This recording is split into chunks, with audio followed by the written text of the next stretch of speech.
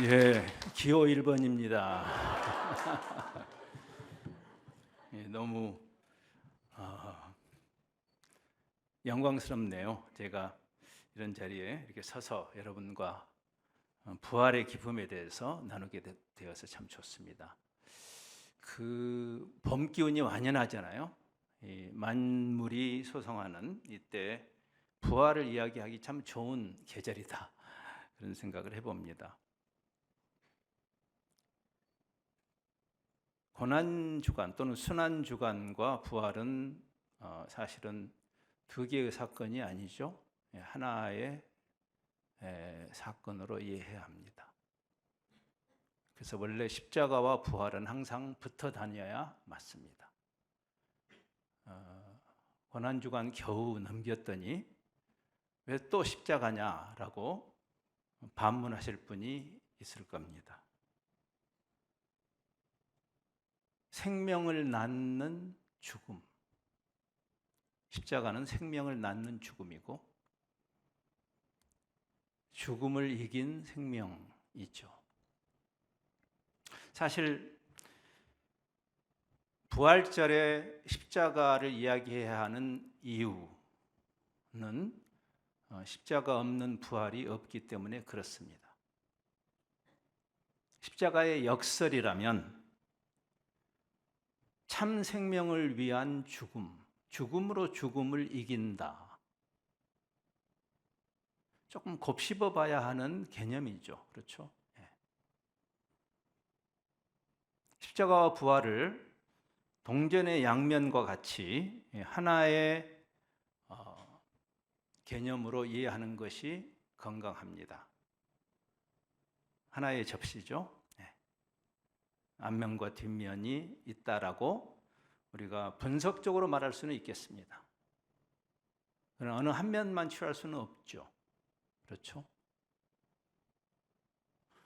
원통을 생각해 보세요. 평면으로 그리면 2차원으로 구멍이 둘이지만 그러나 입체적으로 실존적으로는 구멍이 하나입니다. 십자가를 통해서 부활에 이르는 것이죠. 사실 성경이 이렇게 두꺼운 이유는 하나님께서 우리에게 계시하신 그 진리의 깊이 때문입니다. 현대 교회의 가장 큰 실수라고 생각되는 것은 하나님이 이렇게 두꺼운 책을 주셨는데 우리는 단순 무식한 공식 하나로 한 페이지짜리로 복음을 다 요약했다고 말하는 순간 우리는 복음을 사실은 우상숭배라는 개념하고 연결되는 개념이에요. 왜 하나님을 함부로 정의하고 하나의 형상으로 만들지 말라고 했을까요? 우리가 하나님이라고 정의하는 순간 그것은 하나님이 아니기 때문에 그렇습니다. 하나님이 머리가 나빠서 이렇게 두꺼운 책을 주셨을까요? 하나님 용건만 간단히 말씀하시지. 깊은 것은 깊게 이해해야 합니다. 복음은 깊습니다. 복음을 깨달은 사람의 입장에서는 복음이 명쾌할 수는 있어요. 그건 축복이죠. 여러분이 그 복음을 깨닫기까지 긴 여정을 오신 겁니다. 저는 성경을 번역하는 그 현장에서 처절하게 깨달은 사실이에요. 복음은 어렵다. 복음에는 추상적인 개념으로 가득하기 때문에 그렇습니다. 그래서 복음을 너무 단순 무식한 공식으로 만들려고 하지 말고 깊도다 하나님의 지혜와 지식의 그 부요함이요. 말씀 속으로 깊이 들어가야 해요. 그러면 성경에는 그 깊이를 이해하기 위해서 통전적으로 한 통으로 이렇게 분석적으로만 보지 말고 한 통으로 이해해야만 이해가 되는 개념이 가득합니다. 하나님의 사랑, 하나님의 공의는 하나입니다. 둘이 아닙니다. 사랑이 없는 공의를 외치는 율법주의도 공의가 배제된 어설픈 온정주의로 사랑하는 것도 하나님에 대한 모독입니다. 십자가는 하나님의 사랑의 절정이자 하나님의 공의의 완성이기도 합니다. 하나님이 세상을 사랑해서 얼마나 사랑하셨냐면 독생자를 주실 만큼 사랑하셨다는 점에서 십자가는 하나님의 사랑의 절정이지만, 우리가 공의가 배제된 사랑의 관점에서는 그럼 없던 일로 하시면 되잖아요. 근데 그리스도를 죽이실 만큼 하나님은 공의로우시죠. 수동성과 능동성, 우리 신앙의 본질을 이해하려면 은혜로 주어지는 수동성과 거기에 대한 기꺼이 거기에 반응하는 순종, 은혜와 행위, 칭의와 성화, 하나님의 주권과 인간의 책임, 하나님의 영광 그리고 인간의 기쁨, 사자이신데 어린 양, 우리가 통전적으로 담아내야 비로소 이해되는 개념으로 가득합니다. 죄는 이것을 잘라낸 것이 죄의 결과예요. 이원론, 초대교회부터 2000년을 꾸준히 살아남은 이 이원론적 사고, 신앙을 종교 영역을 따로 만들어 놓고 종교 생활을 열심히 하면 그걸 신앙이라고 착각하는, 그래서 예나 지금이나 크게 차이가 없죠. 십자가와 부활은 한 통으로 담아내야만 하기 때문에 오늘 이 부활의 날에 우리는 다시 십자가로 부활을 이야기해야만 합니다.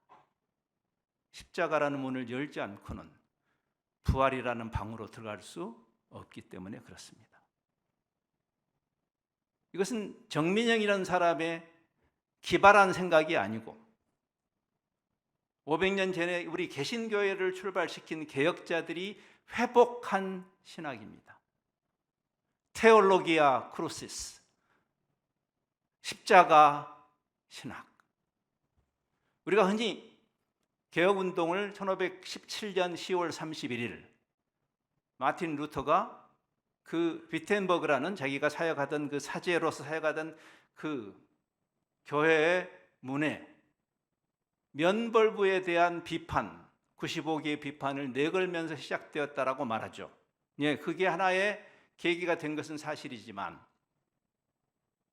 그들이 회복한 성경적 복음, 교회, 그 본질을 드러내는 가장 개혁적인 운동은 사실은 그때부터 시작됐다고 보기보다는 그 이듬해인 6개월 후에 독일의 그 하이델베르크에서 루터가 그때 그 95개 조항을 내건 것이 큰 사회적인 반향을 일으켰죠. 그것은 루터가 특별히 훌륭해서라기보다는 구텐베르크라는 사람이 활자를 발명하면서 그때 그 생각에 공유하는 많은 사람, 여기 여러 목사님들이 계시듯이 생각을 공유하는 사람들이 자발적으로 그 개혁적인 생각을 찍어내기 시작하면서, 그래서 500년 전에 SNS라고도 말합니다. 활자를, 교황청이 미처 생각지 못했던 새로운 현상이 일어난 거죠. 그래서 여원의 불길처럼 맞다! 이 면벌부 이건 말도 안 되는 이야기다라는 동의하는 사람들이 나타나자 교황청이 당황하죠. 그렇죠? 그래서 일종의 일련의 신학 논쟁들이 일어나게 됩니다. 그 첫 번째 신학 논쟁이 그 이듬해인 1518년 4월 26일에 임마누엘 칸트로 유명한 그 하이델베르크에서 소위 하이델베르크 신학 논쟁이 일어나게 됩니다. 그때 루터와 루터를 지지하는 개혁자들은 복음을, 기독교 신앙을 이렇게 정의합니다. 십자가 신학. 십자가 신학이다. 십자가가 빠지면 기독교가 아니다. 그 당시 로마 교회는 어떤 신학을 내밀었을까요? 영광의 신학. 보통 우리가 부활을 이야기할 때 영광을 말합니다. 맞습니다. 근데 왜 십자가를 말해야만 할까요? 그들이 주장하는 영광의 신학은 중세 암흑기를 대표하는 신학이었습니다. 예수 믿고 대박 터지는 신학. 우리 다 좋아하잖아요. 기독교 왕국 시대, 정치, 군사, 경제적 권력을 그 힘을 과시하는, 예수 믿었더니 이렇게 잘 됐다라고 말하는 만몬하고 뭐가 다르죠, 그게? 근데 그것을 기독교라고 포장하는 신학이었어요. 영광을 말하는 게 잘못이 아니라 십자가 없는 영광을 말하는 게 잘못인 거죠. 현대 교회는 그것을 번영 신학이라고 말합니다. 그런 분들이 간증 많이 하지 않습니까? 다 망했는데 예수 믿는 사람만 흥해. 다 병들어 죽었는데 예수 믿는 사람만 나았어. 예, 여러분의 병을 낫게 해주시면 감사하세요. 그 하나님이 주신 선물이지만, 그러나 예수 믿는다고 다 낫습니까? 예? 예수 믿는다고 사업이 다 잘 되던가요? 근본적으로 성경이 말하는 복음됨하고 무관한 이야기, 즉 종교적인 상식이죠. 그게 종교적인 상식으로 기독교적 문양을 가지고 사이비, 그러니까 우리가 보통 말하는 이단으로 구분된 자들만 사이비는 아닙니다. 진짜 무서운 것은 우리 안에 있는 사이비예요. 그러면서 그 로마의, 그 당시 중세 로마교회, 지금은 가톨릭은 많이 변했습니다. 그러니까 그 당시에 500년 전을 가지고 지금 가톨릭을 공경하는 건 우스꽝스러운 거예요. 그건 또 다른 이야기지만, 그들은 이렇게 주장했어요. 야, 무슨 십자가야? 아니, 예수님이 십자가를 지신 지가 언젠데? 이제 십자가는 끝났고 부활하셨는데 이제는 십자가 그만 이야기해. 그러면서 영광의 신학을 이야기했죠. 그게 맞는 말일까요? 조그만 성경을 보면 그게 맞지 않다는 것을 알 수 있습니다. 십자가 신학의 가장 선명한 가르침은 제가 볼 때는 고린도 전후서입니다. 왜냐하면 그 당시에 그 고린도의 멘탈리티가 그 번영의 신학, 세상에서 큰 것을 추구하는 그런 가치관이 팽배했던 고린도 사람들도 영락없이 십자가가 아닌 영광의 신학을 갖고 있었기 때문에 그렇습니다. 그래서 바울이 십자가에 대해서 처음부터 까칠할 정도로 이야기하죠.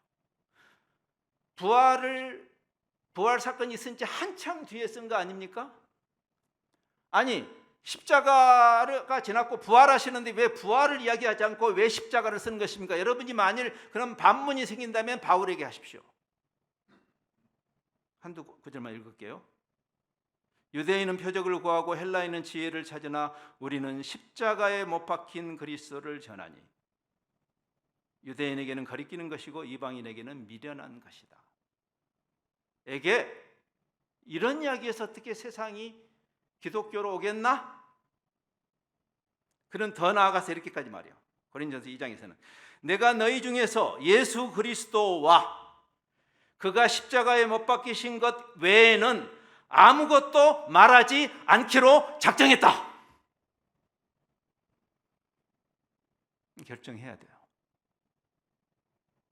바울 서신 열쇠권을 빼버리고 여러분이 원하는 것만 발췌해서 성경을 읽거나 아니면 다시 500년 전에 개혁자들이 회복한 십자가 신학으로 다시 돌아가서 나의 복음 이해는 여기하고 맞는가? 성경이 말하는 그 복음과 내가 말하는 복음이 같은 복음인가라는 질문을 던져야 하는 것이고, 오늘 본문을 마태복음 16장에서 읽을 때 여러분이 좀 의아하셨을 겁니다. 부활절 구절이 아닌데? 마태복음은 제자도에 대해서 굉장히 중요한 관찰을 우리에게 하게 하죠. 그렇죠?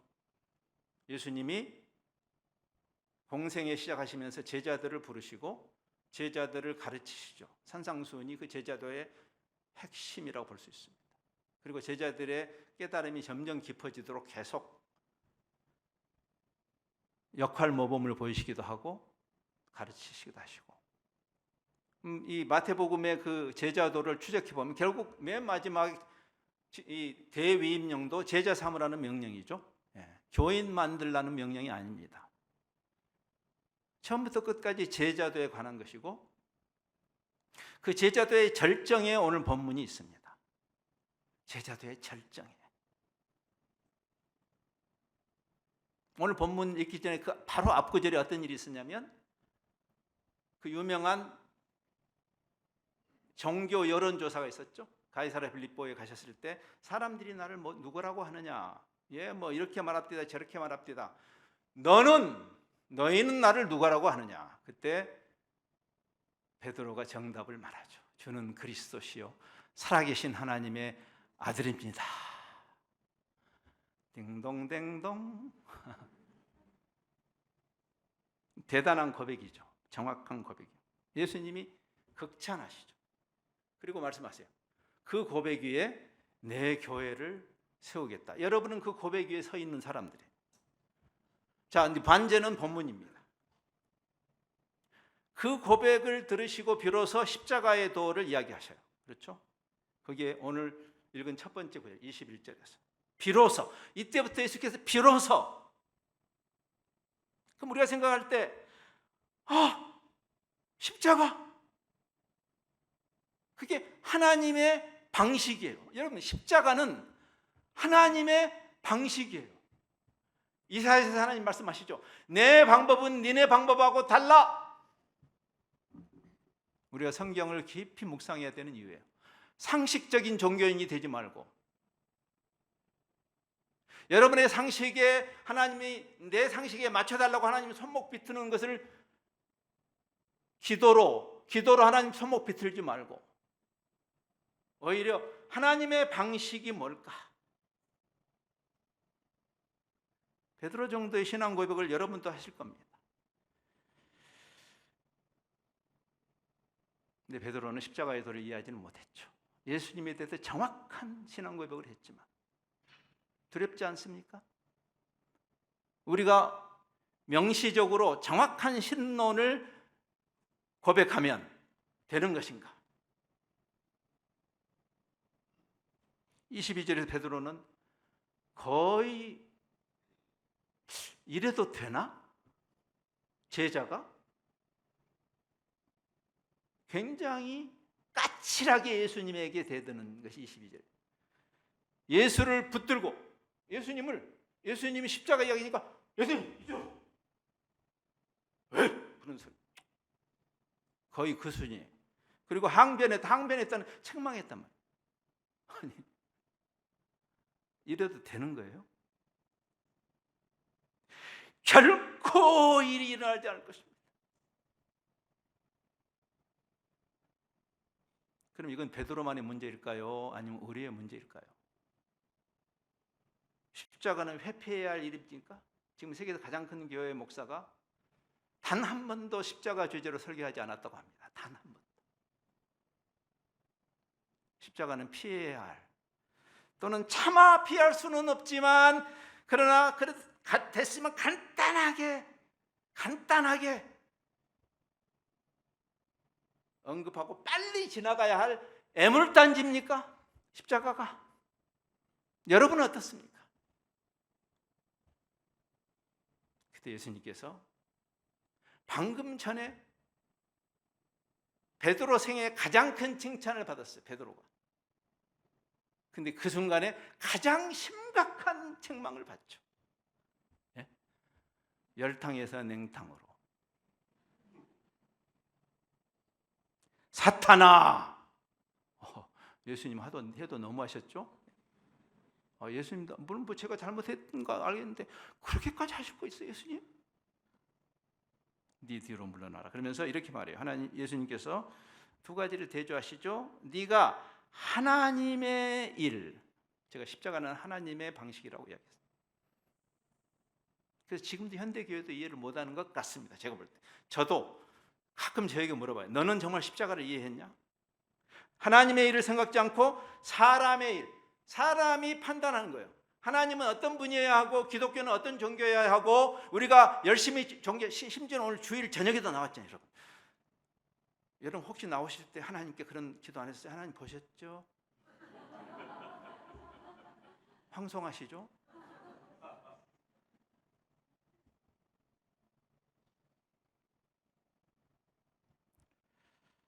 여기서 우리는 한 가지 중요한 깨달음을 얻습니다. 우리가 정확한 신앙 고백이 필요해요. 맞아요. 일종의 신론이죠. 또는 메시아론. 존재론적 신론. 좀 어려운 말을 쓴다면 하나님이 어떤 분인가, 하나님이 누구신가에 대한 그 존재론적 신론을 고백하는 일이 중요한데 그것만으로는 안 돼요. 왠지 아세요? 마귀도 존재론적 신론을 정확하게 이야기합니다. 마귀도. 이슬람이 말하는 알라와 기독교의 하나님은 존재론적으로 같은 하나님입니다. 그럼 어디서 달라요? 다시 좀 문자를 쓸게요. 인식론적으로 그분이 어떤 분이시고 그분은 어떤 섭리를 하시며 그분의 방식은 무엇이며 그분은 그 백성에게 어떤 기대를 하시는가에 대한 깊은 성찰과 이해가 없으면 밤새도록 맺습니다 하는 것은 아무 의미가 없어요. 근데 십자가로 얻게 되는 부활은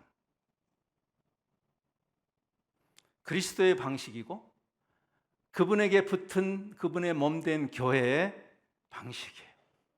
십자가는 주님을 만나서 사고방식이 바뀐, 그게 회심이죠. 회심, 메타노이아는 생각이 바뀐 거예요. 그 전에 내가 주님을 만나기 전에 생각이 있어요.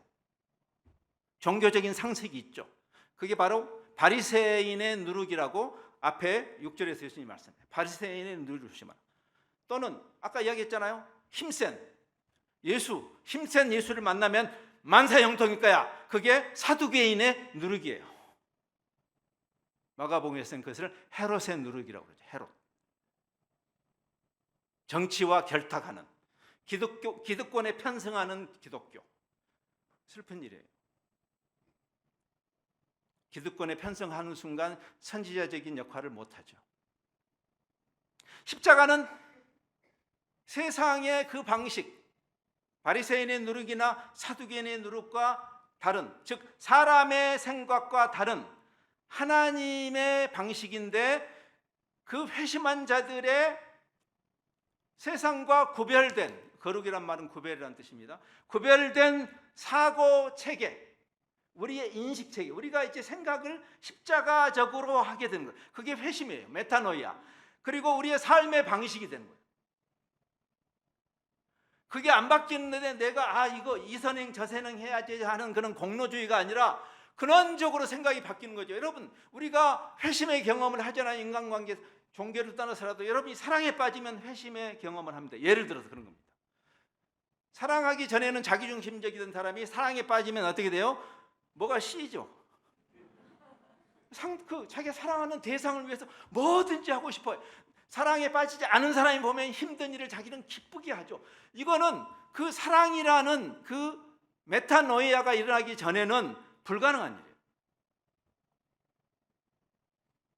십자가라는 세상의 생각으로는 어리석고 거침돌이 되는 이 개념을 내가 내 전 존재로 끌어안았는지를 한번 물어봐야 돼요. 이쯤 돼서는. 그렇죠?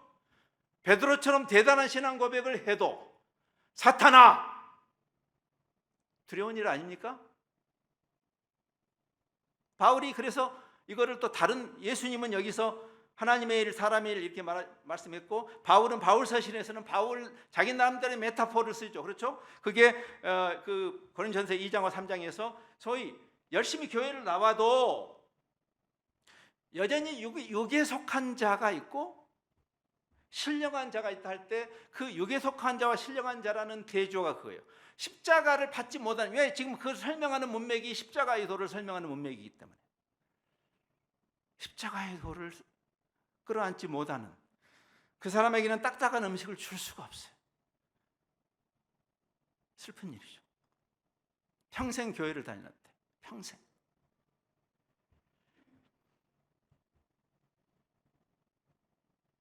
그러면서 여기 무서운 얘기를 하시죠. 나는 이 말이 참 무서웠어요. 두려웠어요. 우리가 십자가 복음, 즉 하나님의 일이죠. 십자가의 복음을 오해해서 세상에 상식적으로 생각하는 종교인이 되면 그게 복음을 뒤트는 거거든요. 그게 사람의 일이에요. 그러면 어떻게 되냐? 주님이 우리 때문에 넘어져. 너는 나를 넘어지게 하는 자다. 두렵지 않습니까? 우리 때문에 주님이 넘어진다고요. 우리가 주님의 몸이잖아요. 근데 우리가 예수님의 하나님의 방식과 정반대로 갈 때 주님이 넘어지고 우리는 주님 때문에 넘어지죠. 그렇죠? 우리는 십자가에 못 박힌 그리스도를 전하니 유대인에게는 거리 끼는 것이요. 유대인들이 걸려 넘어진다는 말이에요. 서로 넘어져. 그러니까 이쯤에서 한번 우리가 질문해야죠. 주님과 여러분은, 그리스도와 이 교회는 피차에게 걸림돌인가? 이게 지나친 질문일까요? 저는 그렇게 생각지 않습니다. 이 질문 앞에 서야 해요. 종교생활을 하는 것으로 나는 됐다 그러지 말고, 나는 혹시 주님에게 거침돌이 아닐까? 사람의 일의 관점에서 생각하는 신앙은 정말 주님 때문에 넘어지죠. 여러분, 유다를 우리가 욕하지만 여러분이 유다의 자리에 있었으면 여러분은 예수님을 배신 안 했을 것 같습니까? 한번 질문을 하는 거예요. 내가 여러분을 지금 여러분은 보나마나 했을 거야 이렇게 말하는 건 아닙니다. 여러분 스스로에게 질문을 해야 돼요. 여러분, 유다의 관점에서는요, 우리가 유다가 주님을 배신했다고 우리는 말하죠. 근데 유다의 입장에서는 예수님이 자기를 배신한 거예요. 유다가 예수님을 향한 기대가 무너졌잖아요. 허망하게 십자가에서 죽으시잖아요. 잃어버린 3년.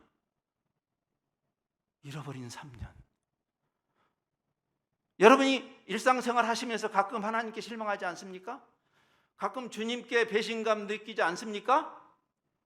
그렇다면 그 근거는 무엇입니까? 여러분에게 예수님께 실망하게 하는 그 근거는 무엇이고 그 이유는 무엇인지를 자기 점검을 해야 되지 않겠어요? 내가 정말 여기 지금 제자도의 정점에서 주님께서 십자가의 도를 말씀하실 때 넘어지는 베드로,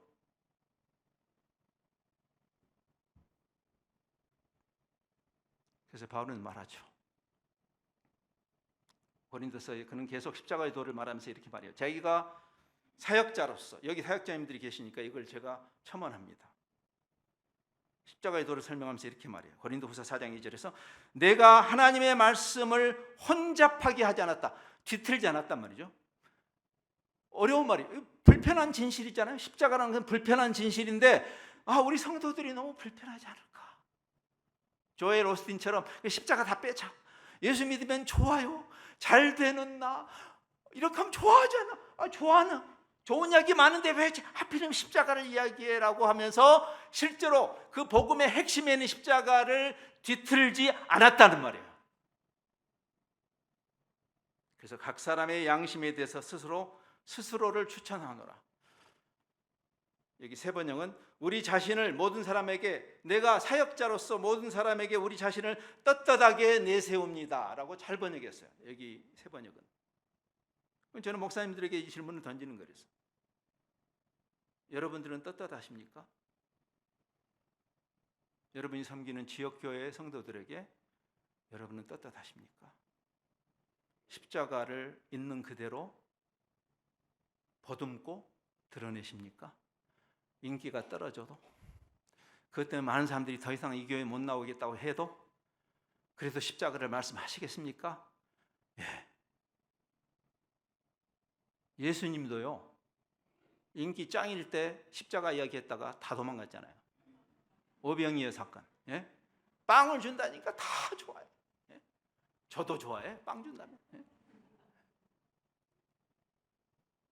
너희가 육신의 양식을 준다니까 나를 왕으로 삼으려고 했지? 그러면서 예수님은 갑분싸 사자성어가 아니고 요즘 많이 쓰는 말입니다. 급박 말고. 출애굽 당시에 광야에서 하나님이 만나와 메추라기를 주셨지만 하나님이 육신을 입고 있는 우리들의 일용할 양식에 대해서 무관심하신 분이 아니죠. 그래서 우리에게 그걸 주셔요. 그러나 그 만나를 먹었으니까 대수냐? 만나를 먹어도 다 죽었어. 예수님이 그랬어요. 하늘에서 내려온 진짜 빵, 진짜 떡이 나다.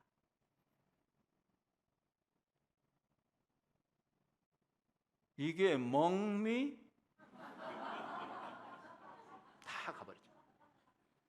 너희도 가려느냐? 여기 나이 지으신 분들에게 제가 자꾸 전문 용어로 써서 죄송합니다. 우리 젊은이들이 많아가지고 제가 젊은이들이 잘 알아듣도록. 그래서 실제로 기독교 역사는 십자가라는 메시지를 짙은 역사라고도 볼 수 있어요. 끊임없이. 십자가를 가르치는 기독교가 인기가 좋을 수가 있는가? 예를 들어서 저는 없다고 생각합니다. 저는 많은 분들이 예수 믿기를 원하지만 그러나 이렇게 인성을 거스르는 가르침이 선명하게 살아있는데 어떻게 인기가 좋을 수 있겠는가? 한번 고민해야 돼요. 이것은 예수 안 믿는 일반 학자들이 하는 이야기입니다. 일반 종교학자들이. 불교나 기독교처럼 인성을 거스르는, 불교는 무념, 무상, 무욕, 무소유라고 혜민이라는 땡중이 가르치고 자기는 풀소유였죠. 그러니까 기독교든 불교든 욕먹는 겁니다. 근데 그런 가르침을 가진 고등종교가 인기가 있다? 이것은 이상한 일이다. 이사야 53장, 우리가 고난주간에 가장 많이 읽는 구약의 장이죠. 그게 불편했어요. 구약 시대의 사람들도. 그래서 심지어는 성경을 뒤틀죠. 어떤 사본에 우리가 아는 그가 찔리고 매를 맞고 상처를 당하고 그가 볼만한 풍채도 없고 메시아의 모습이 고난당하고 섬기는 모습으로 오는 그게 감당이 안 되는 거죠. 왜? 우리가 생각하는 메시아는 그런 메시아면 안 되잖아. 가이사 아우구스투스 같은 사람이라 해야 되잖아요. 절묘하지 않아요? 이 팍스 로마나를 일궈낸 그 로마의 그 태평성대를 일궈낸 그 가장 위대한 황제 때 예수님이 오셔서 진짜 왕은 마구간에 오시는데 세상의 왕은 빵빠레와 함께 강한 힘을 가지고 황금을 가지고 너희가 광야에 무엇을 보러 나갔느냐 주님이 물어보시는 그 질문이 생각나죠? 여러분은 무엇을 보러 여기 오신 겁니까?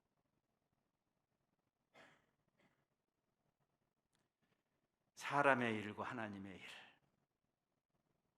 이사야에서 하나님 말씀하시죠? 내 생각은 너희 생각과 다르다. 내 길은 너희 길과 다르다. 그래서 이제 그 십자가의 도를 말씀하시면서 이제 오늘 아마 메시지 클라이맥스가 아닐까 싶습니다. 정말 어려운 이야기를 하세요. 24절에서 26절은 참 잘 생각하면서 읽지 않으면 이게 뭔 말이지? 정말 점입가경. 예수님이 정말 이게 왜 이렇게 어렵게 말씀하시지? 할 정도로 즉 십자가 부활을 통째로 이해하지 않으면 이해가 안 되는 말씀을 하시죠. 이렇게 말씀하세요. 24절. 이에 예수께서 제자들에게 이르시되 먼저 제자도가 십자가의 도인 것을 이야기하죠. 이걸 소위 그리스도와 교회, 그리스도와 제자의 연속성 이렇게 말합니다. 그리스도와 우리는 불연속적이죠. 그분은 하나님이시고 우리는 피조물이라는 점에서 불연속적이에요. 그러나 성경은 그 하나님과 우리의 불연속적인 이 연결되지 않는 전적인 하나님의 영역, 하나님의 은혜로만, 은혜란 말도 그거죠. 이거는 누가 버틸 수 없어요. 인간이 버틸 수 없는 하나님의 은혜로만 구원받는 전적인 수동성의 부분은 불연속적입니다. 그걸 건드린 자들이 바로 이단들이에요. 그러나 동시에 하나님이신데 인간으로 오시면서 우리와 연결이 되시죠. 연속성, 주님과 우리가 공유하는 이 십자가와 부활이라는 이 사건은 단순히 2000년 전에 하나님의 아들이신 예수님에게 일어난, 그래서 박제된 박물관에 있는 사건이 아니고 연속적으로 우리 안에 우리의 사고 방식이고 우리의 삶의 존재 양식인 것을 이야기하는 것이 바로 나를 따라올래? 제자는 따르는 자죠. 자기를 부인하고 자기 십자가를 지고 따라와. 예수님이 그랬듯이. 제가 그 서울에서 이제 이 목회자들, 선교사들하고 우리 여기 목사님들처럼 북클럽을 하는데 우리가 이런 조금 썰렁한 아재 기획을 했습니다. 이거 묵상하다가 그래 우리가 제자가 되려면 일단 장가를 가야 돼. 왜? 나를 따라오려면 자기 부인하고 따라오라고. 너무 힘드실 것 같아서 제가 일부러 한번 해봤습니다. 죄송해요.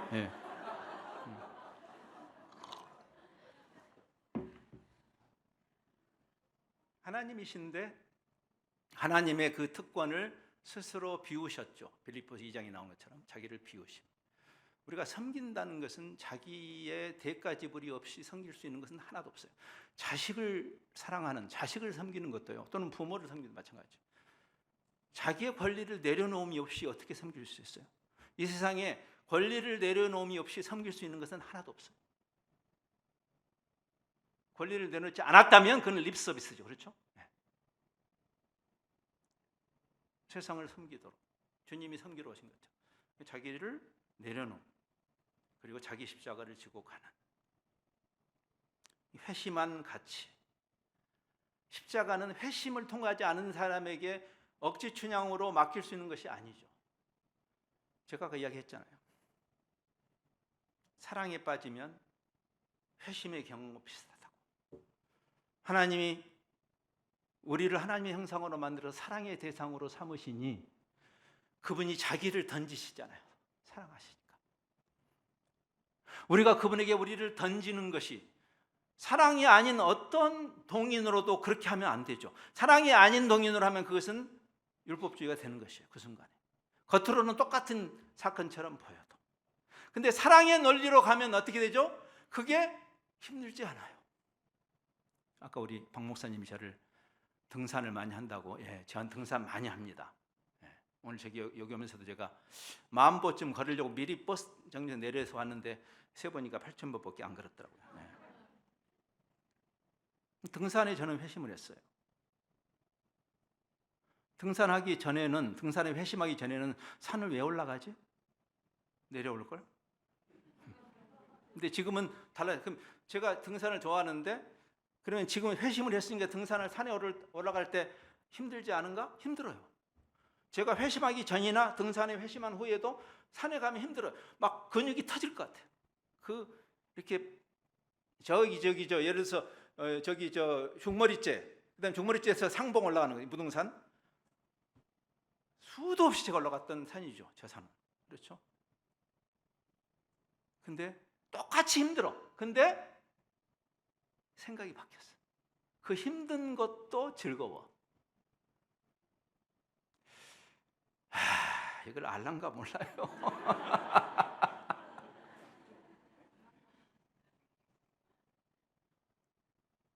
사고방식이 바뀌니 행동이 바뀔 수밖에. 사고가 안 바뀌었는데 행동만 이야기하면 어떻게 되죠? 율법주의 종교가 되죠. 그러면서 예수님이 그것을 이렇게 풀어주셨어요. 25절에서. 자기 십자가를 진다는 게 뭘까? 자기를 부인한다는 게 뭘까? 나에게 가장 소중한 것을 훨씬 더 소중한 것을 위해서 투자하는 것입니다. 여러분 지금 자본주의 사회에 살면서 투자의 원리 아시잖아요. 그렇죠? 그 이야기예요. 누구든지 제 목숨을 구원하고자 하면 잃을 것이고 누구든지 나를 위하여 제 목숨을 잃으면 찾으리라. 사람이 온 천하를 얻고도 지 목숨을 잃으면 무엇이 유익하겠냐? 사람이 무엇같이 목숨과 바꾸겠느냐? 자, 25절, 26절을 여러분은 어떻게 이해하십니까? 언뜻 저는 이 구절 읽을 때마다 우리 이순신 장군이 생각나요. 이순신 장군이 신약 성경을 안 읽었을 텐데 어떻게 그 말씀 정확하게 말씀하셨어요? 에? 한산 대첩을 앞두고 생즉 필사, 사즉 필생, 돌격! 살고자 하면 죽는다. 그러나 여기서는 주님은 나를 위해, 주님을 위해서, 이제 그 예수님 장군은 국가를 위해서. 여러분이 살려고 아둥바둥해도 외국인한테 죽고 결국 죽는다. 우리 다 죽는다. 우리 자식들도 죽는다. 그러나 여러분이 자기 한 목숨 나라를 위해서 바치면 다 산다. 부활주일에 왜 십자가를 말해야 될까요? 살기 위해서. 여기 지금 두 가지의 다른 생명에 대해서 말씀하고 있어요. 제 목숨을 구원코자 할 때 그 목숨과 제 목숨을 잃으면서 얻는 목숨, 두 목숨이 있어요. 어떤 사본은 아예 두 개를 다른, 거의 동의어인 두 개의 다른 단어를 쓴 사본도 있어요. 흥미롭죠? 헬라어에 하나는 psike라는 게 있고 하나는 zoe라는 게 있는데 두 개를 따로 구분해서 쓴 사본도 있어요. 근데 뭐 상관없어요. 하나의 서로 다른 의미를 가진 같은 단어라도 상관없죠. 지금 우리가 잠시 이 세상을 사는 그 목숨, 그것을 바울은 고린도서에서 겉사람 그랬습니다. 겉사람은 후패하지만 속사람은 날로 새롭도다 할 때 그것도 메타포죠. 네. 근데 그 겉사람에다 투자하지 말고 왜? 어차피 그건 잠시 있다 사라져. 누구든지 자기 목숨을 구원하고 살려고 바둥바둥 자기의 그 모든 자존심도 내려놓고 더 중요하게는 자기의 가치관도 다 내려놓고 지금 우리가 이 사회에서 그런 비굴한 사람들, 지도자부터 시작해서 비굴한 사람들을 많이 보지 않습니까? 왜 저렇게 살아? 종교를 떠나서라도 한 번 사는 인생을 왜 저렇게 살아? 그거를 진짜 삶을, 성경은 그래 영생이라고 말하죠. 진짜 삶을 향해서 투자하는 자, 원천을 얻어서도 진짜 그 영생을 잃었으면, 여러분 그 예수님의 유명한 비유 있잖아요. 여러분의 꿈이죠. 예? 여러분도 그런 꿈 안 꿨다고 말하지 마세요. 돈을 너무 많이 벌어. 그래가지고 매일같이 막 현금이 막 침대 밑에 집어넣고 해도 이게 뭐 전두환 씨가 벽에다 넣었다는 게 아무튼 막. 근데 너무 많아가지고 또 너무 피곤해서 세다가 쳐라. 그 내 평생 소원이고 그날 번 돈 다 세보고 자는 거. 황홀하죠. 근데 그 이야기를 예수님이 하셨어요.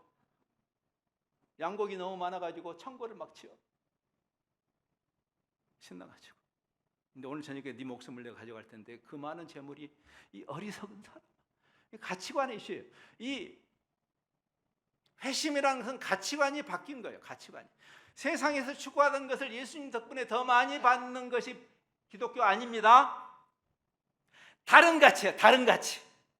다른 가치를 가졌기 때문에 기존의 가치가 있어도 그만, 없어도 그만. 진짜를 가진 자의 여유. 너희 관용을 모든 사람이 알게 해라. 주께서 가까우시다. 그래서 제자는 뭘까? 그 진짜 삶을 향해서 지금 잠시 사는 삶을 기꺼이 투자하는 자죠. 그렇죠? 그게 제자의 자질이고 제자의 대가예요. 하나님의 나라를 무엇에 비길고, 마태복음 13장에서 예수님께서 하나님의 나라의 가치에 대해서 여러 개의 비유를 이야기하죠. 논을 갈다가 소작농이었죠 아마. 보면 그 문맥을 보면 여러분 우리가 그 박경래 씨의 토지를 읽어보면 땅에 한이 맺힌 민족이 우리 민족이 그렇죠? 그러니까 아주 부동산 뭐 그냥 부동산에 뭐 그냥 다 부동산에 막 그냥 미쳐 있죠. 예? 이해가 돼요. 문화적으로 역사적으로. 근데 그 사람도 어느 날 전기를 하는데 뭐가 탁 걸려서 자기가 꿈도 꿀 수 없었던 그 금괴가 거기서 나오는 거잖아요. 그렇죠? 그러면 한번 생각해보세요. 그 순간에 회심이 일어나는 거죠. 가치가 바뀌는 거예요. 더 이상 이 땅이 아니야. 더 이상 소출이 아니야. 이거는 비교가 안 되는 가치를 향해서 어떻게 해요? 지금까지 내가 열심히 먹을 거 안 먹고 입을 거 안 입고 모아놔서 내가 땅떼기 하나로 살려고 했던 거 아주 추호의 주저함도 없이 다 투자해서 그 금괴를 사버리는 거죠. 그 밭을 사버리는 거예요. 그럼 옆에서 다들 미쳤어. 저 사람 좀 말려 누가. 제가 선교사로 갈 때 제 친구들이 그러니까 대충 믿으라고 그랬지 나 저 녀석 저럴 줄 알았다 그러더라고요. 뭐 설명할 수가 없지. 이건 뭐 다른 가치니까 뭐 이게 설명이 안 돼. 예? 그렇죠? 보네포라는 사람이 제자도라는 그 책을 썼죠. 우리말로 나를 따르라. 예, 원 제목에 가장 가깝게 독일어로 쓴 그를 근데 이제 그 영어로 쓴 그 영어로 번역한 게 또 굉장히 잘 번역했어요. 제자의 대가지불. The Cost of Discipleship. 하나님이 지금 잠시 이 세상에 살게 하시는 그 자체가 하나님이 우리 주신 자본이요. 자산. 여러분 자신이 자산이에요. 잠시 사는 거예요. 이것은 목사님들이나 선교사들의 이야기가 아니고 그리스도인들의 이야기예요. 하나님이 우리를 청지기로 잠시 우리 몸과 우리의 재산과 우리가 뭐 그게 많고 적거나 아무 의미가 없어요. 중요하지 않아요. 한 달란트 주신 분도 있고 5달란트 뭐 그거 가지고 하나님한테 막 그러지 마세요, 여러분. 5달란트 가진 사람이 더 힘들어 사실은. 예, 어떤 면에서 그렇죠? 예. 뭐 하나님한테 뭐 어떤 사람 제가 지난번에 밤에 철야 기도 갔더니 어떤 분이 그런 식으로 뭐 하나님 뭐 누구는 도라지 먹고 누구는 인삼 먹습니까? 이렇게 그럴 필요 없어. 근데 얼만큼 받았는가는 전혀 중요하지 않아요. 근데 그거를 청지기적으로 주셨다는 사실을 이해하는 자. 로마서에서도 바울이 말하죠. 육신을 따르는 자는 육신의 일, 그게 사람의 일이죠. 영을 따르는 자는 영의 일, 그게 하나님의 일이죠. 를 생각하느니 육신의 생각은 사망이고 영의 생각은 생명과 평안이니라. 이제 대충 느낌이 결론으로 갈 시간이 된 것 같죠. 네. 시간도 그렇고 네. 결론으로 가겠습니다.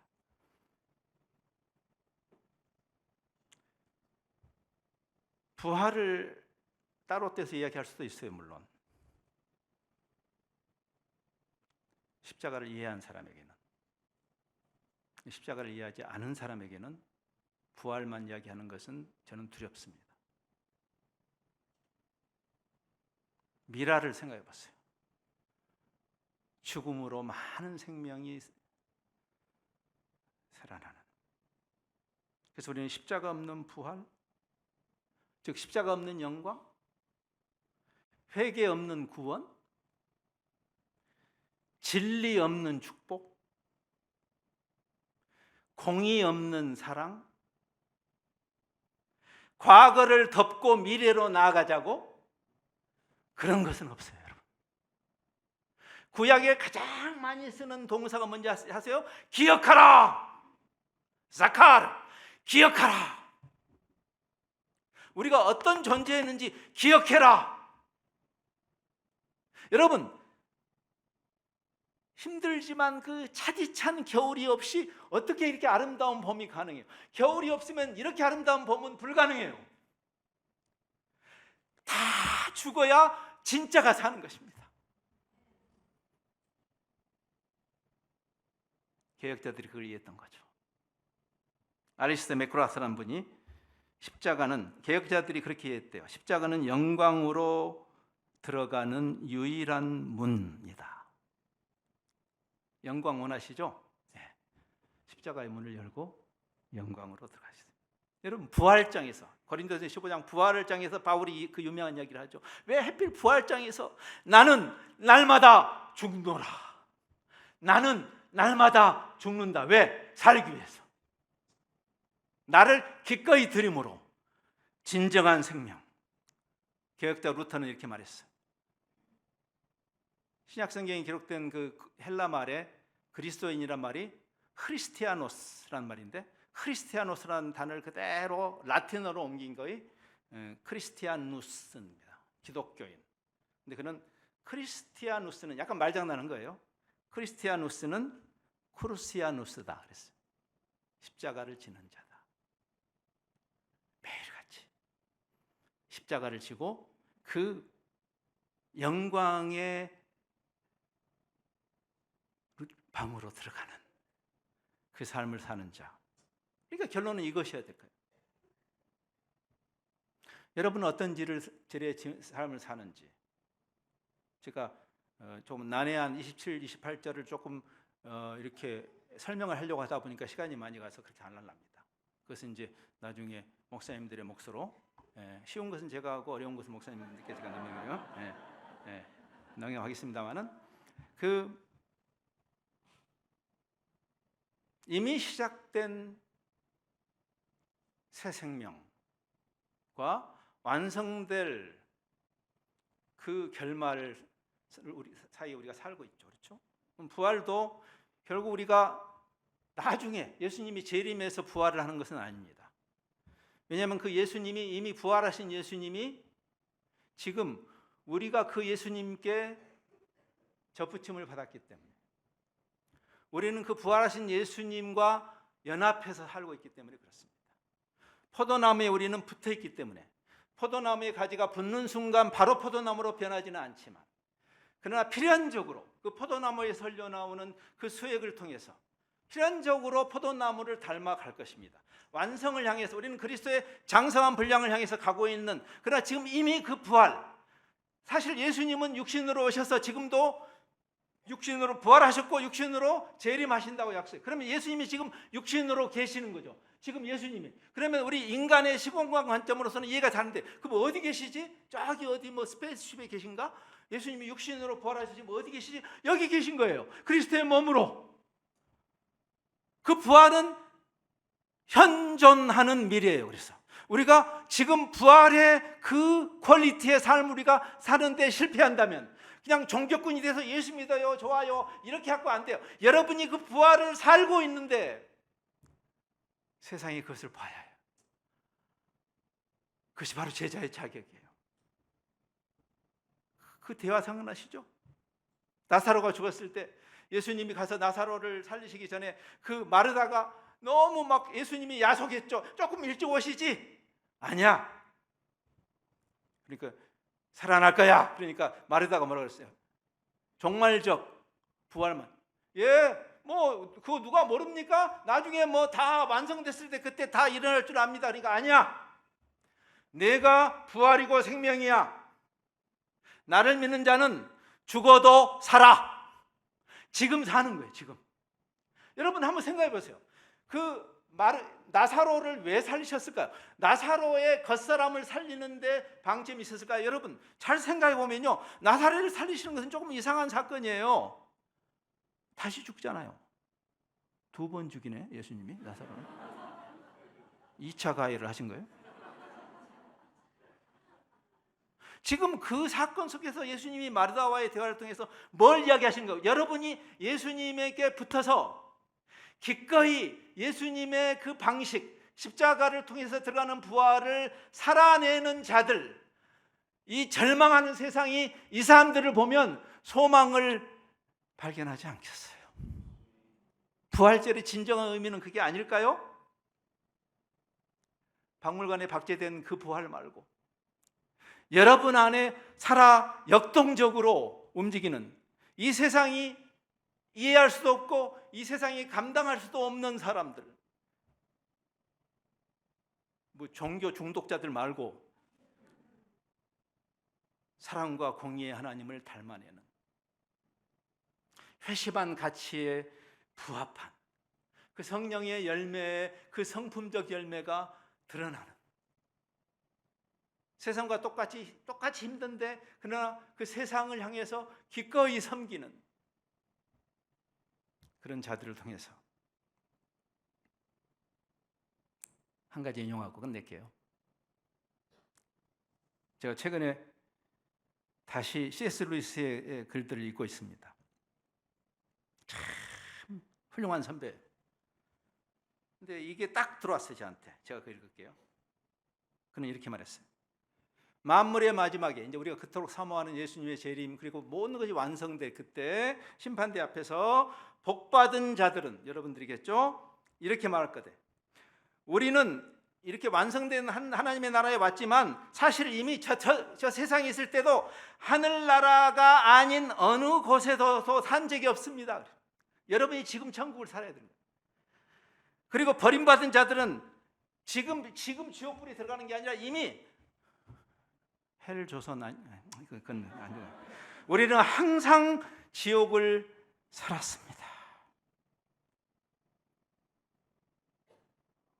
지난 일주일 동안 여러분은 그 십자가의 도에 대해서 깊은 묵상을 했습니다. 예, 그것이 여러분의 사고 방식이고 삶의 방식입니다. 그렇게 사셔야 합니다.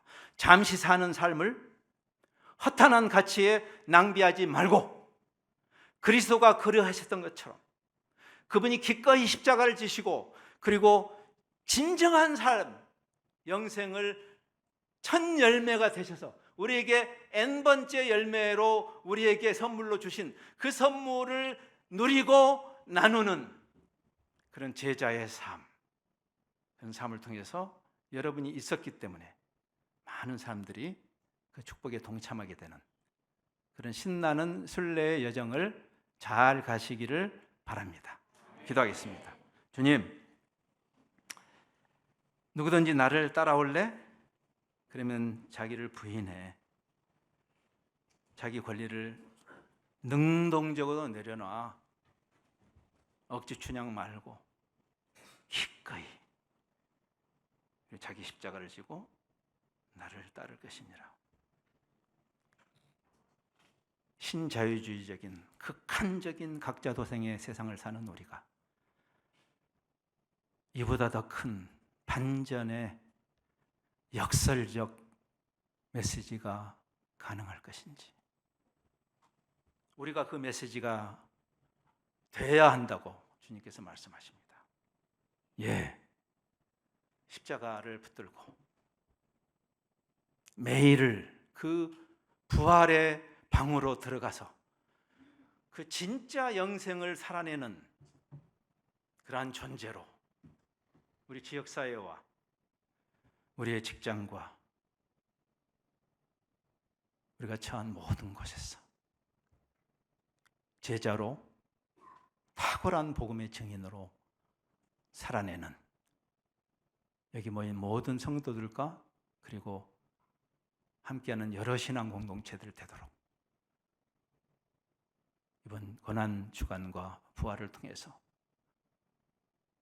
놀라운 위대한 메시지를 우리에게 전성하신 주님께서 또 그것을 우리에게 생각나게 하시고 깨닫게 하시는 진리의 성령께서 우리를 기름 부어 그렇게 사용해 주옵소서. 예수 그리스도의 이름으로 기도합니다.